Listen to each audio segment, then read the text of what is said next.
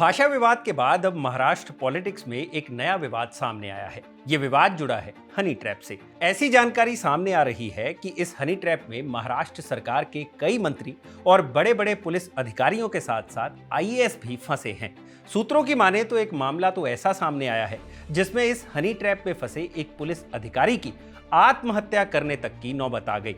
तो इस वीडियो में बात होगी इसी हनी ट्रैप स्कैंडल की और बताएंगे आपको कि फिलहाल इस हनी ट्रैप स्कैंडल में क्या क्या निकलकर सामने आया और विपक्ष के नेता के पास कौन सी ऐसी पेन ड्राइव है जिसने मंत्रियों और सरकारी अधिकारियों के पसीने छुड़ा दिए हैं। नमस्कार, मैं हूं भूपेंद्र सोनी और आप देख रहे हैं खबर गांव। महाराष्ट्र में हनी ट्रैप का मामला कल 17 जुलाई को महाराष्ट्र विधानसभा में भी उठा था।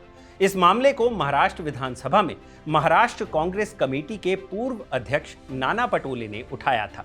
नाना पटोले ने मॉनसून सत्र के दौरान मुद्दा उठाते हुए चिंता जाहिर की कि इस हनी ट्रैप में फंसकर ये अधिकारी और मंत्री महाराष्ट्र सरकार के गोपनीय दस्तावेजों को असामाजिक तत्वों के हाथ में सौंप सकते हैं, जिससे कि महाराष्ट्र और राष्ट्र की सुरक्षा को खतरा पैदा हो सकता है। ये रैकेट नासिक, ठाणे और मुंबई में सक्रिय है। सूत्रों के अनुसार नासिक के एक बड़े 5 स्टार होटल से ये आपत्तिजनक तस्वीरें और वीडियोस लीक हुई थी। ज्यादातर मामले इसी होटल के बताए जा रहे हैं, लेकिन ये अब तक स्पष्ट नहीं हो पाया है कि मंत्रियों और अधिकारियों को योजनाबद्ध तरीके से हनी ट्रैप में फंसाया गया है या फोटोज वीडियोस लीक होने के बाद इस मामले को बड़ा बनाया जा रहा है। टीवी 9 भारतवर्ष के एसोसिएट एडिटर जयप्रकाश सिंह की एक रिपोर्ट के अनुसार इस प्रकरण की शुरुआत तब हुई जब मुंबई के नाका पुलिस स्टेशन में एक महिला ने एक वरिष्ठ अधिकारी के खिलाफ शिकायत दर्ज कराई। जांच के दौरान कुछ आपत्तिजनक वीडियो सामने आए, जिसके बाद कई अन्य अधिकारियों की संलिप्तता की आशंका जताई जा रही है। पुलिस सूत्रों के अनुसार संबंधित महिला के पास कई अधिकारियों के वीडियोस मौजूद हैं। इसी कारण से कोई भी अधिकारी खुलकर सामने आने को तैयार नहीं है, जिससे कि ये पूरा मामला दबा हुआ है। ठाणे क्राइम ब्रांच को 3 शिकायतें मिली हैं और एक शिकायत नासिक में भी दर्ज हुई है। इनमें ब्लैकमेल और उगाही के आरोप हैं, जिनमें पीड़ितों ने कहा है कि उनके खिलाफ आपत्तिजनक वीडियोस का इस्तेमाल किया गया।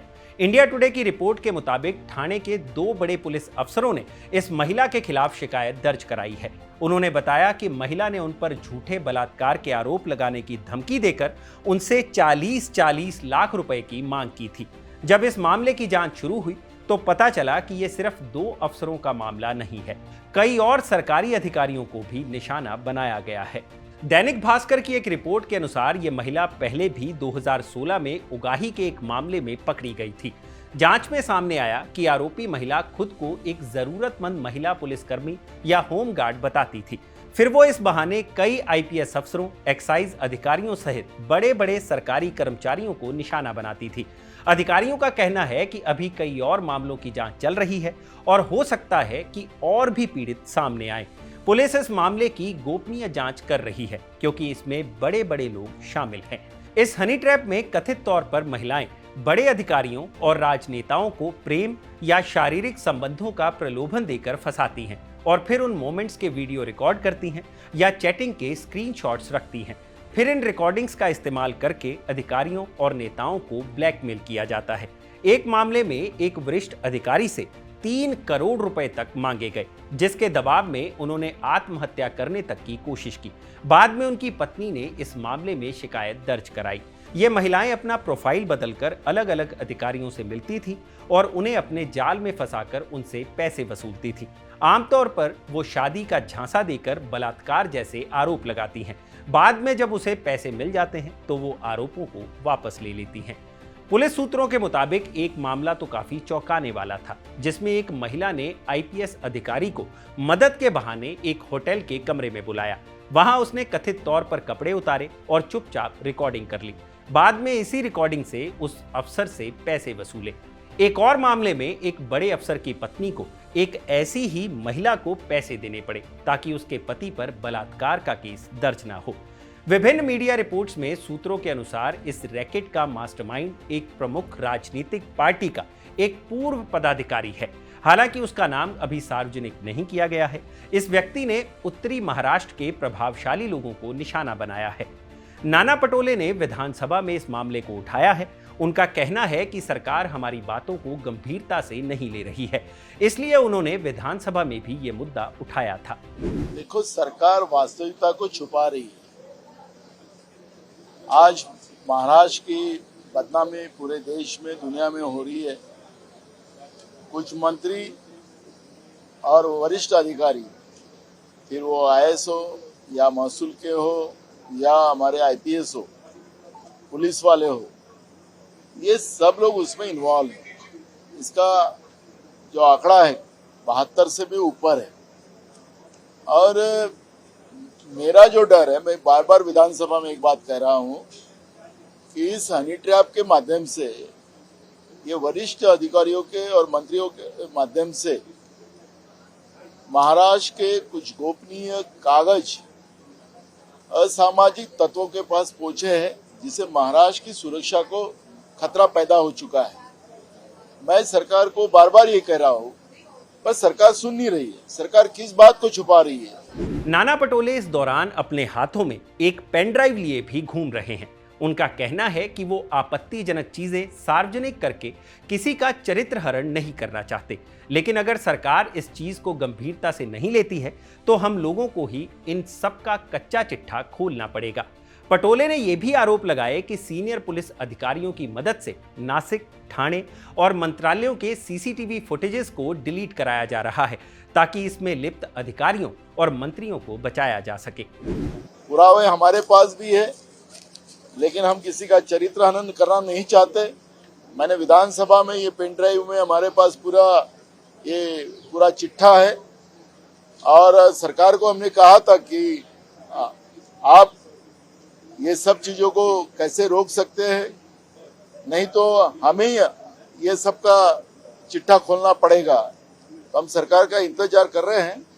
अगर सरकार नहीं ये सब चीजों पे एक्शन लेगी तो निश्चित रूप से विरोधी दल कर हम इस सब मुद्दे को जनता के सामने रखेंगे। लेकिन सरकार, अब एक बात की मुझे अभी मालूमात मिली कि कुछ पुलिस अधिकारियों के माध्यम से नासिक हो, ठाणे हो, मंत्रालय में हो, जो सीसीटीवी फुटेजेस थे वो सब अब उसको गायब करने का काम भी शुरू हो चुका है। इस तरह से मुझे मालूमात मिली है। इसी मामले पर विपक्षी नेता सुप्रिया सुले ने महाराष्ट्र के मुख्यमंत्री देवेंद्र फडणवीस से आग्रह किया है कि वो सामने आकर बताएं कि ये पूरा मामला आखिर है क्या, ताकि लोगों को सच का पता लग सके। महाराष्ट्र के सारे चैनल्स पे आ रहा है। मेरे ख्याल से महाराष्ट्र के जो मुख्यमंत्री है, जो होम मिनिस्टर है इस राज्य के, वही टिप्पणी कर पाएंगे कि एक्चुअली क्या है। बहुत चर्चा टीवी पे भी हो रही है, असेंबली में चर्चा भी हो रही है। नाना पटोले जी ने कल असेंबली में ये मुद्दा भी उठाया। तो मेरे ख्याल से महाराष्ट्र के माननीय मुख्यमंत्री जी, जो होम मिनिस्टर है, वही कह सकते हैं कि सच क्या है। 15 जुलाई को महाराष्ट्र के गृह राज्य मंत्री योगेश कदम से जब इस पर सवाल पूछा गया तो उन्होंने कहा कि ठाणे जिले में एक सरकारी अधिकारी के हनी ट्रैप में फंसने का मामला दर्ज किया गया था, लेकिन बाद में आपसी सहमति से महिला ने उस केस को वापस ले लिया था। 17 जुलाई को एक और प्रतिक्रिया में नाना पटोले पर इल्जाम लगाते हुए योगेश कदम ने कहा कि नाना पटोले की ओर से जो भी बताया जा रहा है वो सरकार को बदनाम करने का प्रयास लगता है, इसमें कोई फैक्ट नहीं है। हमारी सरकार का कामकाज बिल्कुल स्वच्छ तरीके से चल रहा है। महाराष्ट्र का ये मामला 2025 की शुरुआत में कर्नाटक के एक हनी ट्रैप मामले से मिलता जुलता है, जहां सहकारिता मंत्री के.एन. राजन्ना ने दावा किया था कि इसके जरिए विभिन्न दलों के 48 नेताओं और जजों को निशाना बनाया गया। राजन्ना ने मार्च 2025 में सुप्रीम कोर्ट में इस मामले को लेकर एक याचिका दायर करते हुए सीबीआई जांच की मांग की थी, जिसे कोर्ट ने राजनीतिक बकवास कहकर खारिज कर दिया था। ऐसे में बड़े बड़े लोगों की कथित इन्वॉल्वमेंट के चलते महाराष्ट्र पुलिस इस मामले में बहुत बच-बच कर गोपनीय तरीके से अपनी जांच कर रही है। लेकिन फिलहाल ना तो महाराष्ट्र पुलिस की तरफ से कोई अधिकारी खुलकर इस पर बात कर रहा है और ना ही अभी इस हनी ट्रैप स्कैंडल को लेकर किसी की संलिप्तता की बात सामने आई है। लेकिन हैरान करने वाली बात यह है कि जहां महाराष्ट्र में छोटे छोटे मुद्दों पर भी मंत्री से लेकर संतरी खुलकर बयानबाजी करते हैं, वहीं इस मामले में फिलहाल सब चुप्पी साधे दिखाई दे रहे हैं। फिलहाल इस खबर में इतना ही। कोई और जानकारी सामने आएगी तो हम आप तक जरूर पहुंचाएंगे। ये खबर लिखी थी मेरे साथी ऋषिकेश ने और इसे कैमरा के पीछे रिकॉर्ड किया है मेरे दोस्त अयान ने। आप देख रहे हैं खबर गांव। शुक्रिया।